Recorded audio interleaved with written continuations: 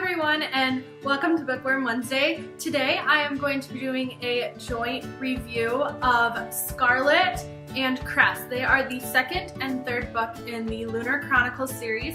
A few weeks ago I did a review on Cinder, and if you watched that, I will link that down below. Because if you haven't read Cinder, this video is going to be full of spoilers, and I definitely think this series is a series that is 100% worth reading. I really enjoyed this book. It was a huge surprise to me because I was not expecting to like it as much as I did. So go watch that video and read the book and then watch this video. But if you have read this video, I am going to be giving my opinions on these two books. The reason I'm doing them together is because I read them right in a row, so I don't remember where Scarlet leaves off and Cress starts, so I don't really know what happens in each book. I would have to go back and really read them. I read them and I know what happens and all of that, but I don't know where they're broken up because it is a continuous story. I'm going to get started with the basics of Scarlet, and so this is what the cover looks like. So Scarlet is loosely based on Little Red Riding Hood, and Scarlet has red hair and kind of like gives off that impression of like Little Red Riding Hood. And so basically it is about a girl named Scarlet, and she is living on a farm in France, and it's her story. And basically her farm she delivers like fruit and produce to different places around France, and on one of her deliveries she meets a character named Wolf, and they kind of become friends. And so Wolf obviously is like from the wolf from Little Red Riding Hood. So she meets Wolf, and while they are meeting, Wolf ends up saving her and kind of making a speech about Cinder, who was the previous book. And so it's kind of how their stories come together, which I think is a really cool aspect of this series. And it's like these people who you have no idea how their stories are going to fit together, but they fit together flawlessly. And Scarlet has a father who is kind of crazy, and one night she comes home and he's like being really crazy, and then she ends up being like someone tries to kidnap her. And through this process, the only thing that she remembers from the kidnapping is a tattoo on the kidnapper's arm. And so when she comes home from that job, she does see her dad, and he's like freaking out, and he has burns, and he looks like he had been beaten, and he's also looking for something, and she has no idea what he's looking for. But yeah, that happens, and so Wolf comes and tries to like save her from this kidnapping, and in the process almost kills her kidnapper.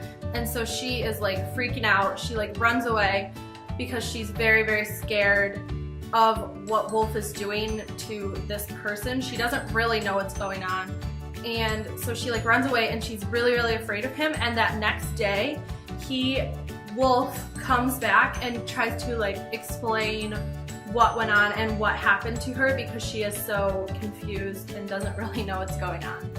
And so through Wolf coming back to explain things to her, she discovers some information that is going to lead her and Wolf to Paris to find her long-lost grandmother, who she loves dearly but has gone missing, and she doesn't know if she is dead or not. She doesn't really know what happened, but she knows that she can't get a hold of her grandmother, and she is very close to her grandmother.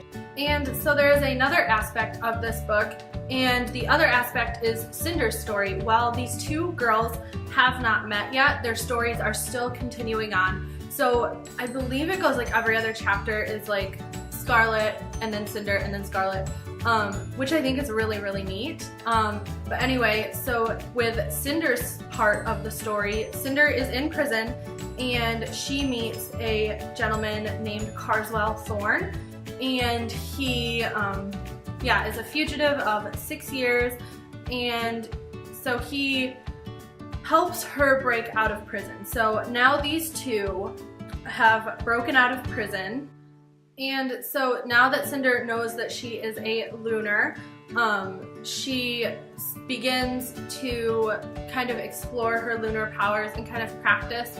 And so Carswell Thorne and Cinder are on their way to find Dr. Erlon because he said he had some things that they needed to know. And so they find a ship and they are going to go search out Dr. Erlon. So that is kind of where Scarlet ends, I believe. And so it picks right up at Cress. This is what the cover of Cress looks like. And Cress is a play on Rapunzel. And it follows this girl. Her name is Crescent Moon. And she is a Lunar. And she has been exiled to space. And she has been living there for a very long time in a space pod, just out in the middle of absolute nowhere. And the thing about her is she is very good at programming, and so the thaumaturge that works for the queen has banished her but is still in contact with her and is kind of like the evil queen over in the Rapunzel story. Cress knows kind of a little bit about Cinder, so she has been trying to contact Cinder, and she ends up being able to contact her through a communication port. And so now that Cinder knows that she's out there, she doesn't really know who and where and why this girl is contacting her, but they are now in contact. And basically this whole book is about how Cress and Scarlet and Cinder all come together. So all of the 5 characters meet up, and just through a bunch of meetings, they are now together, and they are about to go to Luna and kind of stop the wedding that is going to be happening between Prince Kai and Queen Lavanna. They end up getting caught by the thaumaturge and split up a lot. So they don't know where Scarlet is. They're just it's just bad. This is a really bad part of the book. And so they decide they are no longer going to be trying to go to Luna. They end up going, and somehow they land in the Sahara Desert. And through this they meet like a little tribe, and the tribe kind of helps them out. And while they are traveling through the desert, they finally catch up with Dr. Erlon. And Dr. Erlon has been working on a cure for the disease that is everywhere on Earth. And they kind of figure out that the Lunars have made this disease and it's their fault that everyone on Earth has it. But as they come up, Dr. Erlon, they kind of reveal his past a little bit, and you find out he has a daughter. And his daughter is something called a shell, and that is something that Lunars cannot control with their powers. If you are a shell, you're immune to their powers, and so you're very dangerous to them because they can't control you. And so because his daughter was a shell, she was taken away from him, and he doesn't know where she is. He thinks she's dead because most of the shells have been killed, but come to find out, he sees Cress, and Cress ends up being his daughter. She thinks he's crazy because she's like, what? No, you're not my dad. And while he is discovering that she is alive, he ends up getting the leishmaniasis disease and ends up dying. And in his last breath,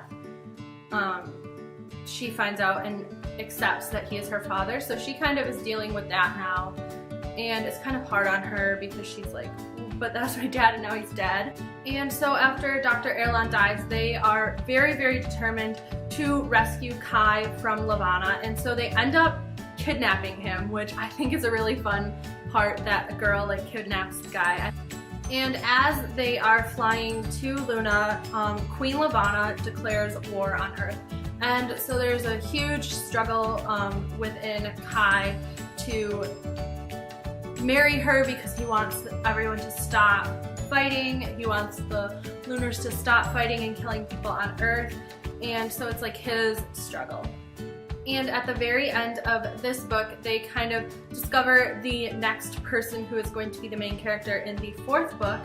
and that is a girl named Winter. She doesn't really know what's going on. She's scared to use her powers, but she tells Scarlet that she is on their side, and that's where Cress ends. And I'm so sad because Winter doesn't come out for a long time, but I will definitely be reading that when it comes out and will be reviewing it. But these two books were very good. They kind of ran together, which I didn't really have a problem with. I really liked how their stories were interwoven, and I think they're really, really good. So at the end of every Bookworm Wednesday, I always do a updated book, what are you reading, what have you finished? And since the last time I have updated you, I forgot to do it last time when I did the chocolate book tag, but this time I am remembering, so this is kind of like 2 weeks of reading. So I have finished The Darkest Minds. I thought it was okay. It was not my favorite. I don't think I will be finishing reading the series. I feel like it was really, really overhyped for me, and it wasn't my favorite. Another disappointment is this book right here. It's actually falling apart, and I'm glad I only paid $3 for it, but I did not like this book. This is Catching Jordan by Miranda Keenly. I just thought it was very cliche. I kind of knew exactly what was going to happen in like the 4th chapter. There just wasn't very much depth to the characters, in my opinion. I did not enjoy this book. And onto a book I did enjoy. I finished The Scorched Trials by James Dashner, and I loved it. I thought it was so good. I enjoyed The Maze Runner for the most part. I thought it was a decent book. I enjoyed it. Some people did not. I enjoyed the story. I like the concept of these books, and so The Scorched Trials was huge. I loved it. I thought the way that he wrote this story and the way that he carried out the sequel was very, very nice. It was a completely different story, but had the same characters. I really enjoyed this book. I like what he did with the story and the characters. Now I am reading God's Smuggler, and this is by Brother Andrew with John and Elizabeth Sherrill, and this is a real book. This is not fiction. So I'm excited to read a little bit of nonfiction because I've been reading so much fiction. I've started it, so I'm a couple chapters into it, and so far it's good. And on Audible, I am currently listening to The Book of Broken Hearts. The next books that I'm going to read as soon as I am done with God's Smuggler, I will be reading The Death Cure and The Kill Order, and these are the 3rd and 4th book in the Maze Runner series. So I will be starting those as soon as I am done with God's Smuggler, which hopefully will be either today or tomorrow. I am going to the beach on Friday, and so hopefully I will get a good chunk of these 2 books done then. Thank you guys so much for watching this video.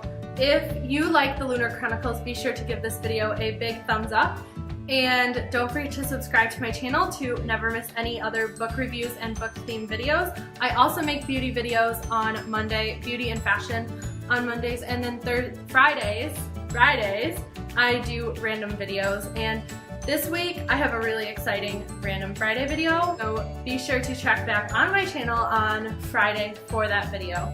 Thank you so much for watching, and have a great day.